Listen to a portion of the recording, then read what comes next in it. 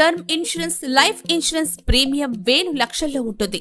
అది మరణం తర్వాత వచ్చే బెనిఫిట్ మాత్రమే ఇస్తుంది. కానీ ఈ యొక్క కేర్ హెల్త్ ఇన్సూరెన్స్ వారి సెక్యూర్ చైల్డ్ ప్లాన్ లో 18 నుంచి 64 సంవత్సరాల వయసు వారికి ఒకే ప్రీమియంతో మరియు చిన్న బిజినెస్ నుంచి పెద్ద జాబ్ చేసే ప్రతి ఒక్కరికి రిస్క్ లేనటువంటి వృత్తుల వారికి ఇది చాలా చక్కటి పాలసీ. సెక్యూర్ చైల్డ్ ప్లాన్ యొక్క ప్రయోజనాలు: పర్మనెంట్ టోటల్ డిజేబుల్మెంట్ పీటీడీ. ప్రమాదంలో 2 అవయవాలు నష్టమైతే 50% నుండి 100% వరకు బెనిఫిట్ పొందవచ్చు. Permanent partial disablement PPD. ప్రమాదంలో ఒక భాగంగా శారీరక నష్టం జరిగితే బెనిఫిట్ లభిస్తుంది. Burns coverage. ప్రమాదవశాత్తు మంటల ద్వారా గాయాలైన సహాయం లభిస్తుంది. Fractures coverage. ప్రమాదంలో చేతులు, కాళ్లు, వెనుక ఎముకలు విరిగితే బెనిఫిట్స్ అందుతుంది. Child education benefit. ప్రమాదంలో మరణం జరిగినా పిల్లల చదువుకు ప్రత్యేకంగా సాయం ఇస్తుంది. Major diagnostic test coverage. పెద్ద సర్జరీకి అవసరమయ్యే టెస్టులకు ఖర్చులను భర్తీ చేస్తారు. Mobility cover. యాక్సిడెంట్ వల్ల చేతులు, కాళ్లు పనిచేయకపోతే అవసరమయ్యే విషయంలో పెట్టుడు చేతులు, కాళ్లు ఖర్చును భర్తీ చేస్తారు. Nursing care. ప్రమాదం తర్వాత ఇంటి వద్ద నర్సింగ్ ట్రీట్మెంట్ కోసం ఖర్చులు భర్తీ చేస్తారు. Reconstructive surgery. ప్రమాదంలో ముఖం లేదా శరీరంలో డ్యామేజ్ జరిగితే దాన్ని సరిచేసే సర్జరీకి ఖర్చును భర్తీ చేస్తారు. Repatriation of mortal remains.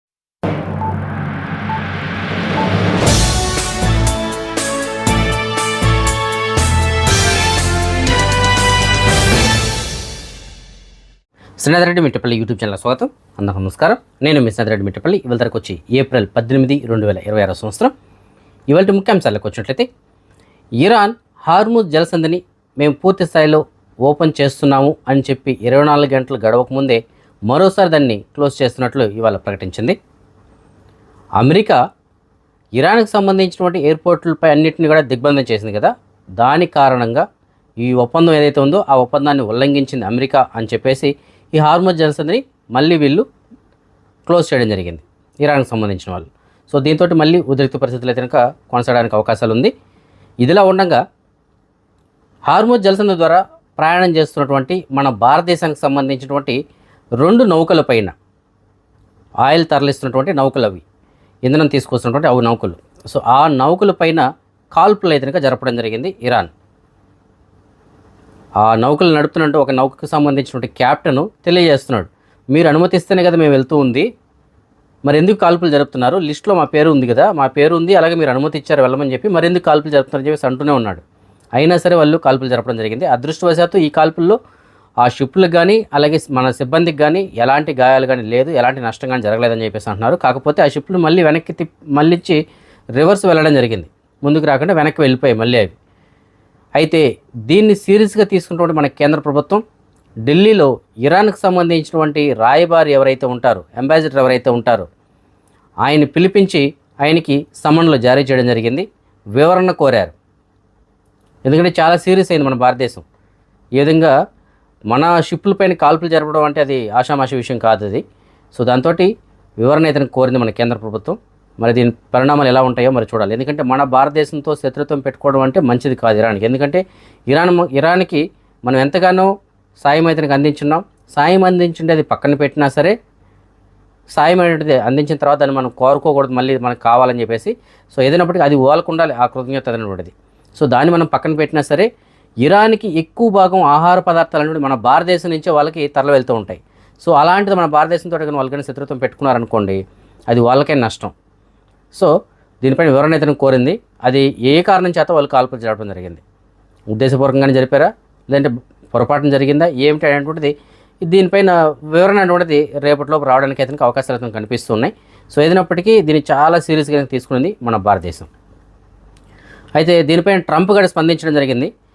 So ప్రస్తుతానికి ఇవాళ ఈ హార్ముజ్ జలసంధిని అయితే క్లోజ్ చేస్తున్నామని చెప్పేసి ఇరాన్ ప్రకటించింది కదా, అంటే అమెరికా వాళ్ళు దీన్ని ఉల్లంఘించారు, సో దానివల్ల మేము క్లోజ్ చేస్తామని చెప్పేసి అన్నారు కదా. అయితే ట్రంప్ ఏమంటున్నాడంటే, ఇరాన్ వాళ్ళు ఎప్పుడైతే మాతోటి పూర్తి స్థాయిలో చర్చలు ఏవైతే జరుగుతున్నాయో ఆ వాటి ఒప్పందాలు ఏవైతే ఉన్నాయో వాటిపైన వాళ్ళు సంతకం చేసిన తర్వాత మాత్రమే మేము తిరిగి అక్కడి నుంచి మా నౌకలు వెనక్కి పిలిపించడం జరుగుతుంది, అంతవరకు మేము ఇరాన్కి సంబంధించినటువంటి ఓడరేవులు ఏవైతే వాటన్నింటిని కూడా దిగ్బంధం చేయడం జరుగుతుంది అని చెప్పేసి ఆయన తెలియజేస్తున్నారు. సో ఆయన తెలియజేసినటువంటి వెంటనే వీళ్ళు ఉల్లంఘించారని చెప్పేసి ఇరాన్ వాళ్ళు ఇవాళ దాన్ని మళ్ళీ సీజ్ చేశారు. కానీ అమెరికా మాత్రం ఒప్పుకోవట్లేదు. మేము దీన్ని చాలా తీవ్రంగా పరిగణిస్తున్నామని చెప్పేసి అంటుంది. మరి దీనిపైన ఎలాంటి చర్యలు తీసుకుంటారో చూడాలి. ఎందుకంటే ఇప్పుడు ఇటువైపు చూస్తే అమెరికా ఏమో తగ్గట్లేదు, ఇటువైపు ఇరాను తగ్గట్లేదు. ఇద్దరు ఒకరికొకరు పోటాపోటీగా నువ్వెంత అంటే నువ్వెంత అన్నట్టు ఉన్నారు. మరి ఏమవుతుందో చూడాలి. ఎందుకంటే రోజుకి ఒక పరిణామం చోటు చేసుకుంటుంది. అయితే ఇరాన్ మాత్రం ఇవాళ తన గగనతలాన్ని పాక్షికంగా తెరవడం జరిగింది. తన దేశం పైన విమానాలు ఎగరడానికి గగనతలం మీద విమానాలు ఎగరడానికి అనుమతి ఇచ్చింది. అలాగే కొంత భాగం వరకు కొన్ని ఎయిర్పోర్ట్లను అయితే కనుక ఇరాన్ ఆల్రెడీ ఓపెన్ చేసింది. కొన్ని ఇంటర్నేషనల్ ఫ్లైట్స్ కూడా అవి అక్కడి నుంచి వెళ్ళడం జరిగింది. అయితే రాడార్లో మాత్రం ఆ దేశం మీదుగా కానీ అక్కడి నుంచి కానీ విమానాలు వెళ్తున్నట్టు కానీ వస్తున్నట్టు కానీ ఎక్కడ కానీ మనకి డేటా అయితే కనుక లేదు అని చెప్పేసి తెలియజేస్తున్నారు. కానీ ఇరాన్ మాత్రం చెప్తుంది ఇవాళ ఉదయం 7 గంటల నుంచి వారి దేశంలో కొన్ని ఎయిర్పోర్ట్లో విమాన రాకపోకలు కొనసాగించడం జరుగుతుంది. ఇంటర్నేషనల్ ఫ్లైట్స్ కూడా వెళ్తూ ఉన్నాయి. అంచెలంచెలుగా పూర్తి స్థాయిలో మేము ఎయిర్పోర్ట్ అయితే ఓపెన్ చేస్తామని చెప్పేసి ఇరాన్ తెలియజేస్తుంది. సో ఇరాన్ మాత్రం ధైర్యంగా వారి దేశంలో ఎయిర్పోర్ట్లు అయితే ఓపెన్ చేసుకుంటుంది. కానీ చుట్టుపక్కల ఉన్నటువంటి దేశాలు మాత్రం భయపడుతూనే ఇప్పటికి కూడా విమాన సర్వీసులు నడపడానికి సంకోచిస్తూ ఉన్నారు. ఉదాహరణకి కువైట్ ఎంతవరకు మనకు విమాన సర్వీసులు అయితే ప్రారంభించలేదు. ఖతార్ ప్రారంభించింది, పక్కన ఉంటే మిగతా దేశాలన్నీ కూడా ప్రారంభించాయి. కానీ కువైట్ మాత్రం ఇంకా ఆలోచిస్తుంది. సో దీనిపైన ఎటువంటి అప్డేట్ కూడా ఇంకా మనకి రాలేదు విమాన సర్వీసులకు సంబంధించి. బహుశా మనం అనుకుంటున్నది ఏంటంటే ఈ నెల 21వ తారీఖు పైన దీనికి సంబంధించి ఏదైనా అప్డేట్స్ వచ్చేదానికి అవకాశాలు అయితే కనిపిస్తున్నాయి. సో ఏదైనప్పటికీ చూడాలి మరి దీనికి సంబంధించి ఏదైనా అప్డేట్ వస్తుందో. మరిన్ని అప్డేట్స్ చూసే ముందు కువైట్లోని మాలియాలో ఉన్నటువంటి సూకల్వతియాలో ఉన్న షాప్ నెంబర్ 121లో ఉన్నటువంటి ఎఫ్కే జ్యువెలర్స్ వాళ్ళు రేపు అక్షయ తృతీయని పురస్కరించుకొని మంచి ఆఫర్ని అయితే ప్రకటించారు. ఎవరైతే 30 గ్రాములు అంతకన్నా ఎక్కువ బంగారం కొనుగోలు చేస్తారో అలాంటి వారందరికీ కూడా 2.5 గ్రాముల వెండి కాయిన్ అయితే కనుక ఉచితంగా ఇవ్వబడుతుంది, బహుమతిగా ఇవ్వబడుతుందని చెప్పేసి తెలియజేస్తున్నారు. అలాగే అక్కడ ఎలాంటి వస్తువు మీరు కొన్నా సరే ప్రతి ఒక్క బిల్లు పైన కూడా ఫుడ్ కూపన్స్ అయితే కనుక ఫ్రీగా ఇవ్వడం జరుగుతుందని చెప్పేసి అంటున్నారు. అక్కడ మీకు వెయిట్తో సంబంధం లేదు, మీరు ఏ వస్తువు కొన్నా సరే మీకు తప్పనిసరిగా ప్రతి ఒక్క కస్టమర్కి కూడా ఫుడ్ కూపన్ అయితే ఇవ్వబడుతుందని చెప్పేసి తెలియజేస్తున్నారు. సో మంచి అవకాశం ఇది. సో అలాగే ఎఫ్కే జ్యువెలర్స్ వాళ్ళు మంచి మంచి డిజైన్స్తో కూడినటువంటి వస్తువులు అయితే తీసుకొచ్చున్నారు. ప్రస్తుతానికి మీకు తప్పనిసరిగా వస్తువులు నచ్చడానికి అయితే అవకాశం ఉంది. సో బంగారం కొనాలి అనుకునే వాళ్ళు ఎవరైనా ఉంటే కనుక రేపు మీరు ఎఫ్కే జ్యువెలర్స్ని విజిట్ చేయండి. మంచి డిజైన్స్తో పాటు మీకు వెండి కాయిన్ కూడా దక్కుతుంది. 30 గ్రాములు అంతకన్నా ఎక్కువ కనుక మీరు వస్తువులు కొన్నట్లయితే వెండి కాయిన్ 2.5 గ్రాములు వెండి కాయిన్ కూడా మీకు దక్కుతుంది. అలాగే ఫుడ్ కూపన్స్ లభిస్తాయి. అలాగే మన ఛానల్ పేరు చెప్పండి, మరికొంత స్పెషల్ డిస్కౌంట్ కూడా మీకు లభించడానికి అయితే అవకాశం ఉంటుంది. దీనికి సంబంధించిన ఒక చిన్న వీడియో కూడా ఉంది, ఆ వీడియో కూడా మీరు గమనించగలరు. హాయ్, మన ప్రియమైన కస్టమర్లందరికీ ఎఫ్కే జ్యువెలర్స్ తరపున అక్షయ తృతీయ నాడు మనం ఒక బంపర్ ఆఫర్ పెట్టినాము. ఆఫర్ ఏమిటంటే ఎవరైతే కస్టమర్స్ 30 గ్రాములు బంగారం కొంటారో వాళ్ళ అందరికీ 2.5 గ్రామ్ వెండి నాణ్యం ఉచితంగా ఇవ్వబడను. దానితో పాటు మన దగ్గర ఫుడ్ కూపన్ ఉచితంగా ఇవ్వబడను. అట్లాగే ఏ కస్టమర్ అయినా మన దగ్గర బంగారం కొంటారో ఆ రోజు మన ఫుడ్ కూపన్ ఉచితంగా ఇవ్వబడను. ఈ అవకాశాన్ని సద్వినియోగం చేసుకోండి. ఇంకా variety designs, fabulous designs miss చేసుకోబాకండి. Limited period, limited edition, limited designs variety వచ్చేస్తున్నాయి. తొందరగా సద్వినియోగం చేసుకోకండి. మీ shop FK jewellers, shop number 121 సూకల్వతియా, మాలియా, కువైట్ సిటీ. కువైట్కి సంబంధించిన జనరల్ ట్రాఫిక్ డిపార్ట్మెంట్ వాళ్ళు కువైట్లోని పలు ప్రాంతాల్లో విలీనమించిన తనిఖీల్లో భాగంగా నివాస మరియు కార్మిక చట్టాన్ని ఉల్లంఘించిన వాళ్ళు, అలాగే నిర్లక్ష్యంగా వాహనాలను డ్రైవ్ చేసిన వాళ్ళని గుర్తించి వారిపైన ఉల్లంఘనలు అయితే నమోదు చేయడం జరిగింది. సుమారుగా 30 మందిని అదుపులో తీసుకోవడం జరిగింది. ఆ 30 మందిలో కొంతమంది పైన ఆల్రెడీ అరెస్ట్ వారెంట్లు ఉన్నాయి. అలాగే గతంలో పలుసార్లు వీళ్ళు ఉల్లంఘనలకు పాల్పడినటువంటి కేసులు కూడా ఉన్నాయి. సో అలాంటి వారిని కూడా అదుపులో తీసుకోవడం జరిగింది. అలాగే కొంతమంది పరారీ కేసులు ఉన్న వాళ్ళు కూడా ఉన్నారు. వీరిపైన చట్టపరమైన చర్యలు తీసుకోవడం కోసం సంబంధిత విభాగాలకి రెఫర్ చేయడం జరిగింది. సో ప్రస్తుతానికి కువైట్ వ్యాప్తంగా తనిఖీలు కనుక మళ్ళీ ముమ్మరం చేశారు. కాబట్టి డ్రైవర్ సోదరులు ఎవరైతే ఉంటారో, అలాగే ఎవరైతే నివాస కార్మిక చట్టాలను ఉల్లంఘించుంటారో అలాంటి వాళ్ళందరూ కూడా కొద్దిగా జాగ్రత్తగా ఉంటే మంచిది. కువైట్కి సంబంధించినటువంటి ministry of commerce and industries వాళ్ళు సువేక్ ఇండస్ట్రియల్ ప్రాంతంలో తనిఖీలు నిర్వహించడం జరిగింది. ఈ తనిఖీల్లో భాగంగా పలు ఉల్లంఘనలకు పాల్పడినటువంటి ఒక 46 షాపులపైన ఉల్లంఘనలు ఎదురుగా నమోదు చేయడం జరిగింది. వాటిలో కొన్ని షాపులు ఏం చేస్తున్నాయంటే టైర్ షాపులు ఉన్నాయి. వాళ్ళు టైర్లు మీకు తెలిసిందే కదా, కొత్త టైర్లు యూజ్ చేయాల్సి ఉంటుంది. యూజ్ టైర్స్ వాడకూడదు. ఆ విధంగా కొన్ని ఉల్లంఘనలు పాల్పడినందుకు కొన్ని టైర్ల షాపుల పైన కూడా ఉల్లంఘనలు నమోదు చేశారు. అలాగే కొన్ని షాపుల్లో ట్రాఫిక్ డిపార్ట్మెంట్ నుంచి అనుమతి లేకుండానే కార్లు మరమ్మతులు అటువంటిది చేపట్టడం జరుగుతుంది. మీకు అందరికీ తెలుసు, కువైట్లో ఏదైనా కారు రిపేర్ చేయించాలి అంటే వాటికి కంపల్సరీగా ట్రాఫిక్ డిపార్ట్మెంట్ నుంచి అనుమతి ఉండాల్సి ఉంటుంది. మన సొంతంగా ఏదైనా బండి డ్యామేజ్ వస్తే రిపేర్ చేసుకోవడానికి లేదు. సో ఇంటర్నల్గా ఏదైనా బయట ప్రాబ్లం ఉంటే అది వేరే చేయించుకోవచ్చు. ఒక ఇంజిన్ పాడైపోయింది లేదంటే ఇంకోటి ప్రాబ్లం ఉంటే అది వేరే సంగతి. బయట నుంచి ఏదైనా కారుకి డ్యామేజ్ అయ్యి ఉండి ఆ వెహికల్కి ఏదైనా డ్యామేజ్ అయ్యి ఉంటే కనుక దానికి తప్పనిసరిగా మనకి అనుమతి ఉండాలి ట్రాఫిక్ డిపార్ట్మెంట్ నుంచి.